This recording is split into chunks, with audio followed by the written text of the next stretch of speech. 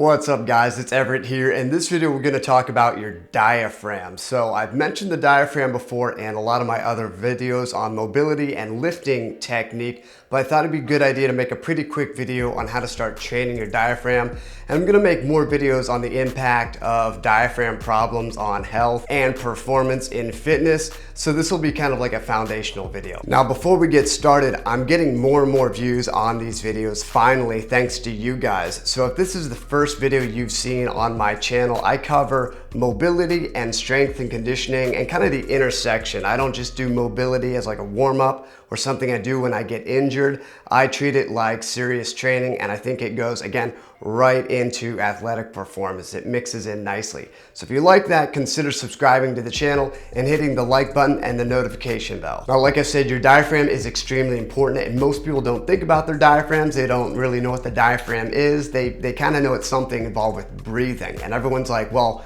obviously I can breathe okay because I'm still alive. But that's not the full story. When you don't use your diaphragm, it affects possibly low back issues, your posture, digestion, acid reflux. It affects your hormones, which then goes into a slew of other problems, dealing with stress, being able to sleep well at night, which affects everything, athletic performance, breathing and bracing in powerlifting and Olympic lifting. But if you're a field sport athlete, you gotta breathe really, really quickly and a lot, but still stay rigid. So it affects so much stuff, and it should come naturally using your diaphragm. But most of us use little tiny neck muscles to lift our chest and get partial breaths in throughout the day. So we actually don't use that diaphragm. So our nervous system control and how to use the diaphragm appropriately isn't very good. And then it's a muscle, it's a big muscle. So we've got to strengthen it just like you would your biceps or your quads. So how do we use the diaphragm? Well, most people call it belly breathing or deep breathing. What I see, because we don't use our diaphragm very often, is when I say do a belly breath, people just kind of stick out their belly. So we're going to go over one cue on how to actually breathe with your diaphragm.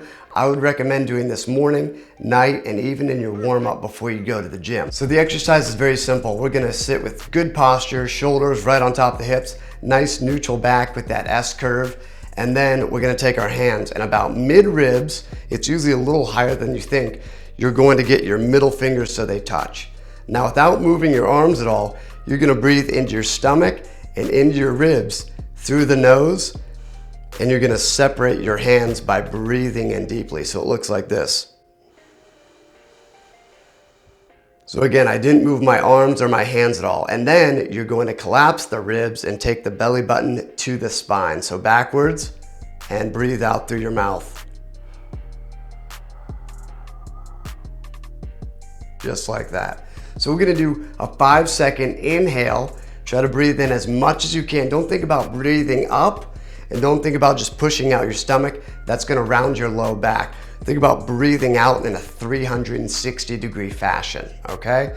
So 5 count, in through the nose, little pause, maybe even tighten up your abs a little bit, and then 5 count out through the mouth, collapse the hands in. And we're gonna do 5 rounds of that. Now, the easiest way to do this is actually on your back. That way, your back is neutral and it's being pinned on the floor, so you have to breathe forward and out. And in addition to that, most people have tight hip flexors, so we're gonna get a 90-degree bend in the hip, 90-degree bend in the knee. So you can put your legs maybe on a bin or a trash can, or just on the wall is fine, maybe like a bench like I'm sitting on here.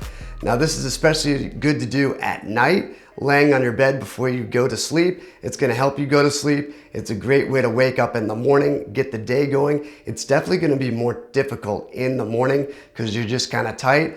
And again, before you work out, extremely important, especially if you're squatting or deadlifting heavy. Yes, a lot of people warm up their legs, obviously for squatting, but you gotta breathe and brace to make sure that bar is nice and stable on the back, and you're transferring that leg energy up through your spine to the back. So as always, thank you for watching. If you like the exercises, hit the like button. That's what it's there for. It's gonna help other people find this video, which will help them out too. And if you want content like this, but for your hips, check out the link in the description. It's my website. I have a full hip mobility course, 16 videos long, 2.5 hours of content. It's only $29 and your hips are definitely worth it.